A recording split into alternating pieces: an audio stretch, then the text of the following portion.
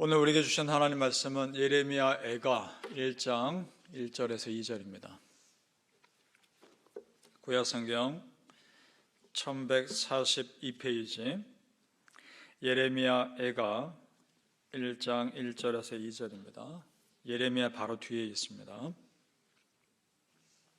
우리 같이 읽겠습니다. 시작. 슬프다 이 성이여, 전에는 사람들이 많더니 이제는 어찌 그리 적막하게 앉았는고, 전에는 열국 중에 크던 자가 이제는 과부같이 되었고, 전에는 열방 중에 공주였던 자가 이제는 강제 노동을 하는 자가 되었도다. 밤에는 슬피 우니 눈물이 뺨에 흐르며, 사랑하던 자들 중에 그에게 위로하는 자가 없고, 친구들도 다 배반하여 원수들이 되었도다. 아멘. 오늘 새벽에 예배하시는 은혜가 우리 성도님들께 함께 하시기를 예수님 이름으로 축복합니다. 아멘. 예레미야 애가는 말 그대로 예레미야가 유다 백성들과 그 나라의 상황을 생각하면서 눈물로 울부짖는 노래이기도 하고 기도이기도 합니다. 그래서 예레미야를 우리는 눈물의 선지자라고도 부릅니다. 아무리 하나님 말씀을 선포해도 도무지 듣지 않는 이스라엘 백성들을 보면서 아버지의 애통함으로 지금 노래하고 있는 겁니다. 그가 더욱 탄식하는 이유는 그 화려했고 영광스러웠던 예루살렘 땅이 이방인들에게 의해 짓밟히고 폐허가 되었고 남은 자들의 삶이 너무도 비참했기 때문입니다. 1절을 제가 다시 한번 읽겠습니다. 보시기 바랍니다. 슬프다 이 성이여, 전에는 사람들이 많더니 이제는 어찌 그리 적막하게 앉았는고, 전에는 열국 중에 크던 자가 이제는 과부같이 되었고, 전에는 열방 중에 공주였던 자가 이제는 강제 노동을 하는 자가 되었도다. 크던 자가 과부같이 되었고, 공주였던 자가 강제 노동하는 자가 되었다. 이것을 섞어도 해석이 됩니다. 이렇게도 해석이 됩니다. 크던 자가 강제 노동하는 자가 되었고, 공주였던 자가 과부같이 되었다. 이 말도 됩니다. 그렇다면 상황이 완전히 바뀐 겁니다. 성도님들, 하나님 믿는 자가 하나님 떠나면 하나님의 은혜의 손길이 거두어지는 겁니다.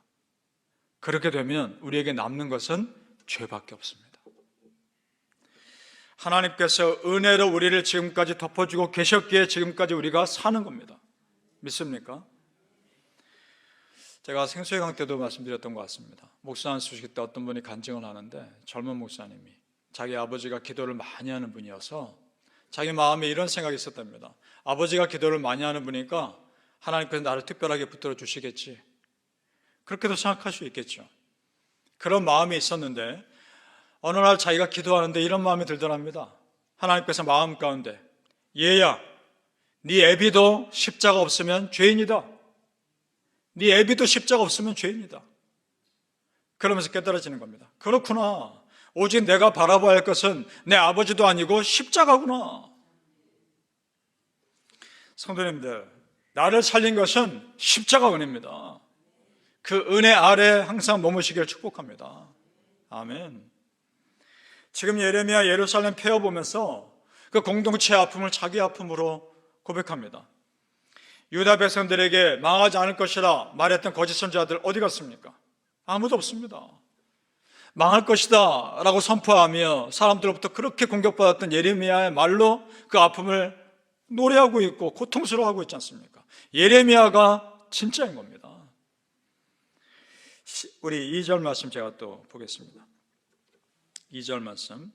밤에는 슬피 우니 눈물이 뺨에 흐르며, 사랑하던 자들 중에 그에게 위로하는 자가 없고, 친구들도 다 배반하여 원수들이 되었도다. 밤새 지금 울고 있는 예레미야의 모습입니다.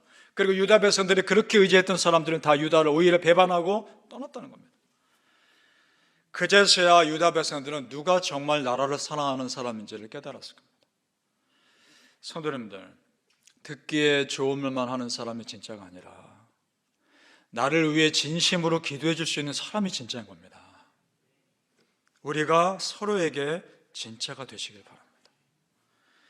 만약 유다 백성들이 진작에 예레미야의 진실을 알았더라면, 그래서 그가 전한 메시지를 듣고 정말 회개했더라면 역사는 또 달라졌겠죠. 그러나 잘못된 선택 역시 그들의 몫입니다.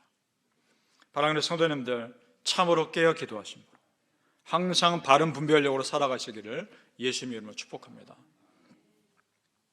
영적인 관점에서 지금 상황 보죠.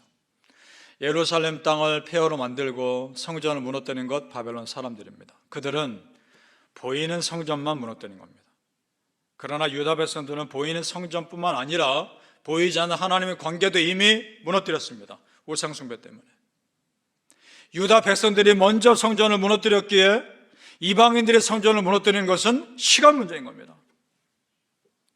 예레미야 7장 4절에 보면 이미 무너진 성전에 대해서 이렇게 고백합니다.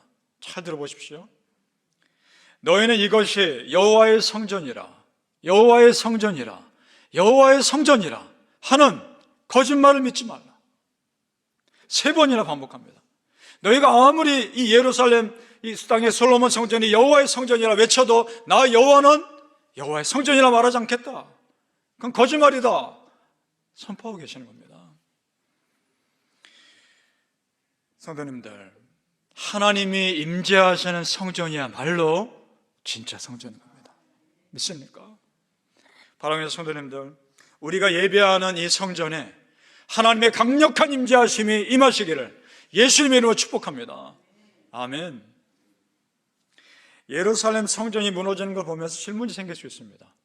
유다 백성들이 비록 죄를 짓고 잘못했어도 바벨론이란 나라도 참으로 악한데 왜 그 나라 멀쩡하며 유다 백성들 예루살렘 땅만 폐허가 되는가? 질문할 수 있습니다. 그래서 예레미야가 그 부분을 놓고 기도합니다. 9절 말씀 같이 읽어보죠. 예레미야 애가 1장 9절입니다. 시작. 그의 더러운 것이 그의 옷깃에 묻어 있으니 그의 나중을 생각하지 아니함이요 그러므로 놀랍도록 낮아져도 그를 위로할 자가 없도다. 여호와여, 원수가 스스로 큰 채 하오니 나의 환난을 감찰하소서. 아멘. 지금 예레미야는 유다 백성 죽이고 바벨론을 멸망시키며 폐허로 만들었던, 예루살렘을 멸망시키며 폐허로 만들었던 그 바벨론, 그들의 교만을 치소서, 이 기도하고 있는 겁니다. 물론 하나님 바벨론 멸망시키십니다. 페르시아에 의해서. 그러나 성도님들, 예레미야 선지자도 그렇고 유다 백성들도 그렇고 그들이 알고 있어야 할 것이 있습니다. 그것은 유다 백성들에게는 엄격한 기준이 적용되었다는 겁니다. 왜냐? 하나님의 선택하신 민족이니까. 유다 백성은 다른 기준을 살고 살았어야 했던 겁니다. 하나님이 특별히 선택하셨으니까. 성경에 보면 모세가 광야에서 이스라엘 백성들에게 화를 내는 장면이 나옵니다. 그 장면 충분히 이해됩니다. 너무나 많은 불평을 했으니까. 그때도 물을 달라고 그렇게 불평합니다. 그러자 어떻게 합니까? 모세가 바위를 치면서 화를 내며 말하죠. 그럼에도 모세는 그러면 안 됐던 겁니다. 다른 기준이 모세에게 적용되었던 겁니다. 그래도 모세는 아무리 백성들이 불평해도 그래도 모세는 하나님의 은혜를 드러내야 했던 겁니다. 다른 기준 속에 사는 사람이었던 겁니다. 이스라엘 백성도 똑같은 겁니다. 성도님들, 우리도 마찬가지입니다. 한 번 참을 거 2번 참아야 합니다. 내가 하는 행동이 혹시나 하나님의 영광 가리지 않을까 항상 생각해야 합니다. 참 어렵죠. 참 어렵습니다. 그러나 이것이 성화의 과정이며 거룩함을 살아가는 과정입니다. 믿습니까? 이것이 우리가 지고 가야 할 십자가입니다. 고린도전서 3장 16절 17절에 이런 말씀.